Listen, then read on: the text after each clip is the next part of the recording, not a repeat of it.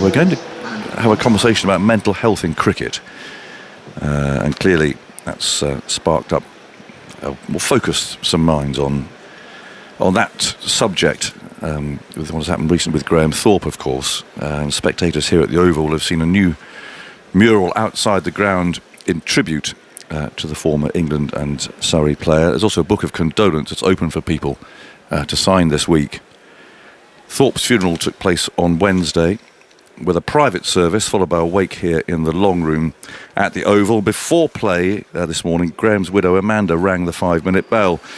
Now, she and the family revealed that Graham took his own life after suffering from depression and anxiety. And Amanda said in an interview that Graham was renowned as someone who was very mentally strong on the field and was in good physical health. But mental illness is a real disease and can affect anybody. And Graham's daughter Kitty also spoke. She said, "We're not ashamed of talking about this. There's nothing to hide. It's not a stigma. And we want to raise awareness as well." Well, Tuesday is Suicide Prevention Day, with a message about the importance of speaking out and seeking help. And remember, if you are struggling, the Samaritans helpline is open 24 hours, and the number to call is 116 123. So we're joined by Fabian Devlin. Nice to see you again, Fabian. You've been to see us before, I think. Yep. You used to work with a charity, Chance to Shine, but now a therapist who uses his personal experience of mental health issues to help others. Fabian is also the co-producer of a book called Big Boys Don't Cry, ?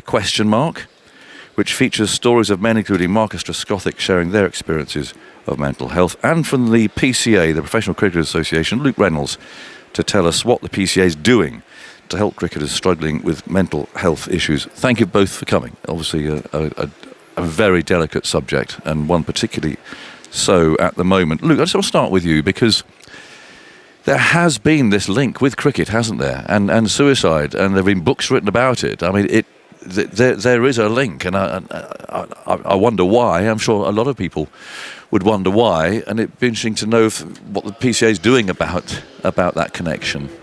Yeah, sure, Aggers. As you say, for a long time there has been a link that people have spoken about, connection with cricketers, former cricketers as well, with suicide. And I think from the PCA's point of view, obviously a lot of work goes into understanding our members and also working very closely with Sporting Chance, who are the company that manage all of the mental health referrals for current, former players and those immediate family members of PCA members, to understand and support cricketers and former cricketers around their needs, what makes cricket perhaps different to other sports, but also the general public as well. I think we know cricketers obviously spend a lot of time away from home. It's a very pressurised environment and quite a unique sport as well, with everything is, so statistically driven. There's no hiding place, even if the team is doing so well, if you yourself potentially not performing as you would like. So there's many reasons why, cricket is a very difficult sport on the mind. And it's something that I'd say probably almost 2 decades now, certainly since Marcus Trescothick spoke so openly, there's been a real priority of the association and the associated charity, which is the Cricketers Trust as well, to really put things in place and help with education, as well as prevention as well, and that's got to start from the academy players coming through the system and spotting signs, not just within themselves, but also their teammates, of when they feel somebody may need some support, to put coping strategies in place and help build resilience as well, because we know cricket is a very difficult game on the field, but also in the mind as well. Yes. Fabian, Marcus has been mentioned a couple of times. He has contributed to this book. Does it make a difference when someone like Marcus Trescothick, again, using Amanda's words, really, looking strong and tough on the field, clearly had problems off it. When someone like Marcus speaks out, does it make a difference? To the book, obviously, but just in general for people? Yeah, I think it makes a huge difference, actually. And I heard Alistair and Michael Vaughan talking earlier this week about how Marcus actually spoke out when he thought he had a problem against Glenn McGrath. And just having that courage to be authentic and to show some vulnerability, I think is huge. And I think we've seen that from Marcus. We've seen that from other well-known people. We've seen it from the royal family, of course, as well. And I think it models, actually, the fact that you don't have to man up. It's better to open up, and that's really what our book was about. It was about encouraging men to talk openly about the challenges they face, as we all face. And I think just trying to normalise and take away that stigma, as Kitty mentioned in that interview, which really moved me and really courageous. And I think that's what needs to change, because too many men, too many people are taking their own lives. Is it particularly men? I mean, obviously there are more men professional cricketers than women, so I guess that skews the numbers in cricket, but just generally. Yeah, I mean, according to the Office of National Statistics, there were just over 6,049 people who took their own lives in 2023. 3/4 of those were men, so around 4,500, and that trend has been the same since the mid-1990s. Yeah. So this kind of strong and silent type, this idea of having to get on with it and to man up, it isn't working, and something needs to change. There is this expectation of sportsmen, isn't there, that they are all big and strong. They've got jobs and live lives that most people are very envious of. Therefore, how can you possibly have a problem? Absolutely, and I think that is something that we've certainly managed to break down over a number of years, speaking to players one-on-one. I think that the support networks that current cricketers now have, men and women, is vastly improved on what it would have been from a generation or two ago. For example, every single current player now has a personal development manager or a PCA personal development manager that looks after not just the personal development in terms of looking them longer term, what their second career looks like, but the here and now and their mental well-being. And I think we find the vast majority of mental health referrals come through that relationship. And I think players see that as almost an independent person. So you might not want to go to your club doctor or your physio because they may tell the coach or the director of cricket, and that may affect selection, contracts. You'd like to hope that wouldn't be the case, but we're human beings, and that is a worry. So again, speaking to the personal development manager who works for the PCA, seen as somebody slightly removed, means that referral can take place to Sporting Chance, and therefore things can be done in confidence. So there's options now, I think, for current players. It doesn't have to go through the PCA; it could go through the club. Obviously, there is still the NHS service as well as private people that can take up, I suppose, a bit like yourself, Fabian, that you can take on outside of the game as well for independent work. So I think things have certainly improved. Obviously, things need to continue to improve and evolve. But I think the options now to current players are certainly the best it's ever been. But obviously, you can't be complacent. Things need to keep getting moved forward to support players. Yeah, you mentioned there something that I really believe is part of this, and that is what happens to professional cricketers when they're 34, 37, 38. Often not with many qualifications behind them. Certainly when I was playing, straight from school, professional cricketer, great life, big crowds, and all of that, travelling around and playing a game for a living. Suddenly, bang, gone. And you've got a family, you've got a mortgage, you've got no qualifications, you've got no job. It's all gone, and that must be, if you're vulnerable, a really awkward time.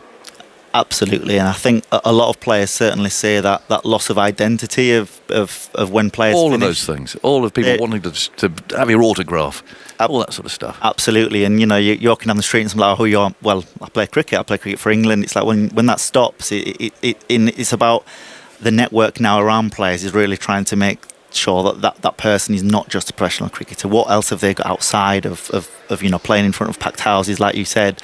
So actually, when that time does come, it's slightly easier, and we do know the 2 years following retirement is by far and away the most difficult.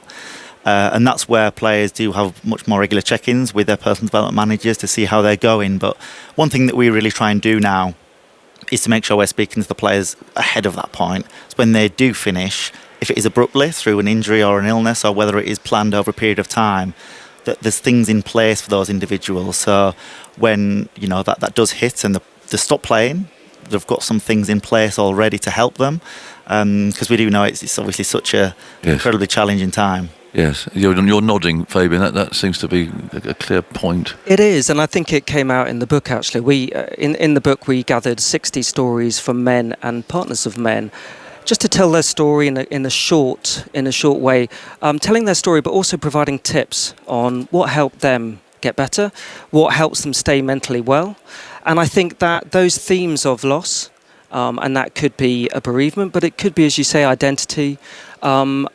Those things came through very strongly, and actually we gathered together the 200 tips that were in the book, and we came up with a top 10 tips. The number one, talk right. to someone, talk to your GP, talk to a friend, family member, a counsellor.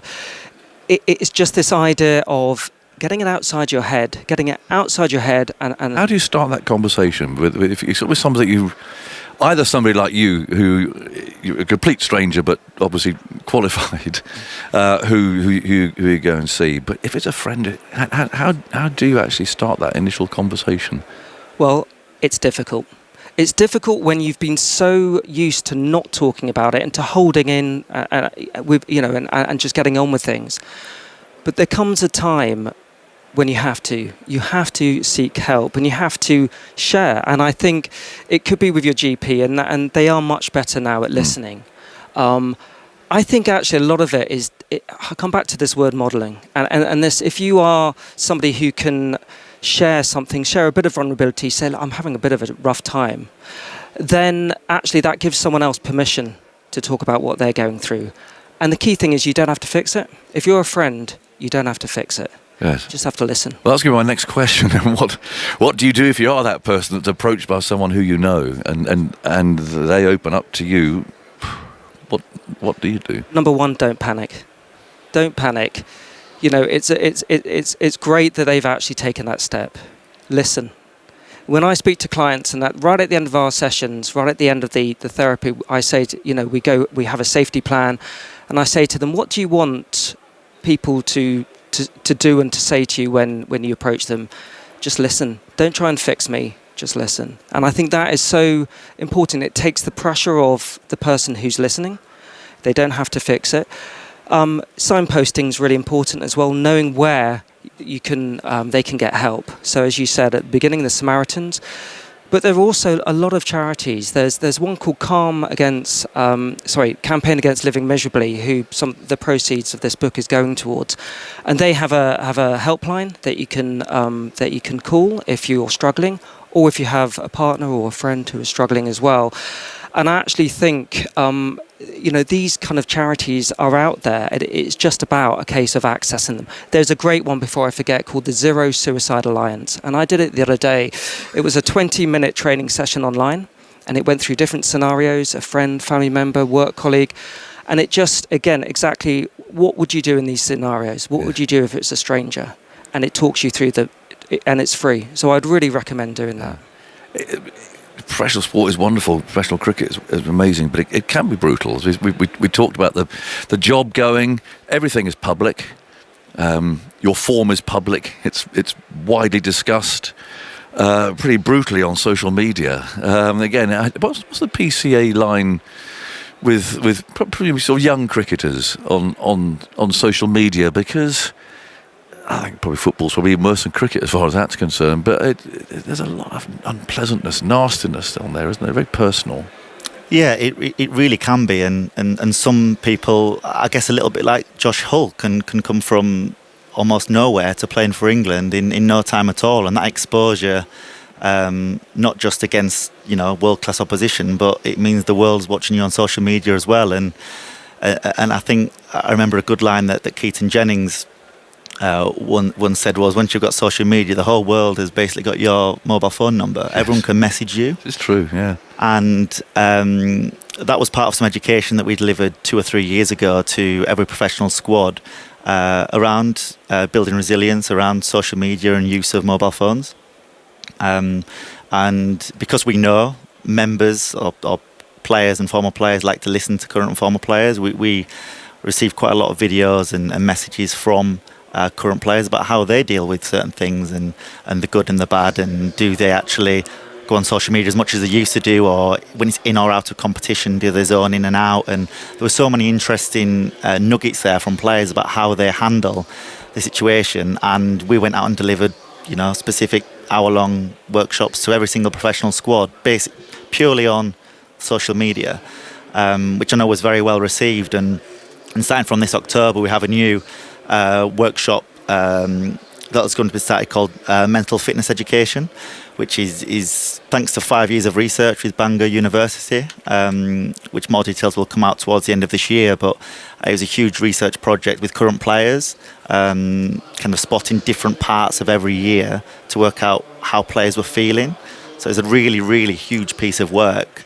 And some very interesting findings, and what we found from that will be delivered to the players with wellbeing champions as well, which will be current players going into different environments, different change rooms, speaking about their own experiences and how they found mental well-being and kind of the good and the bad as well. We need to look at the positive side of things and how can we be really proactive and put ourselves in a good headspace. Yeah, that's the last one, Fabian. I mean, you must be, I don't know what the word is really, the way that Amanda and Kitty have spoken out. I mean, it's incredibly brave, isn't it? And or trying to help. That's what they're trying to do, I suppose. Educate.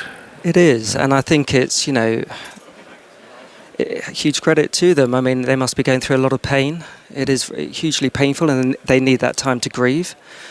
And at the same time, they are opening up that conversation. And I think, if the more we can normalise conversations around mental health, like we're doing here today, and obviously we wish we would do it under different circumstances, but the more we can do it, the better. And what we'd like to do is actually, if anyone wanted to have a copy of the electronic version of the book, they can get in touch with us via the Big Boys Don't Cry website, bigboysdon'tcry.co.uk, and we'll provide that for free. Just to again, someone out there might find it helpful. So there are paperback copies available, but we'd love to spread the word and just get people opening up. All right. Well, look, thank you two very much for coming in. Very sad circumstances, but thank you for talking about this. Fabian Devlin, you just heard there last. Luke Reynolds from the PCA, and as a reminder again that the Samaritan helpline is open 24 hours, and the number to call is 116 123. Thank you, gentlemen, very much indeed for coming in.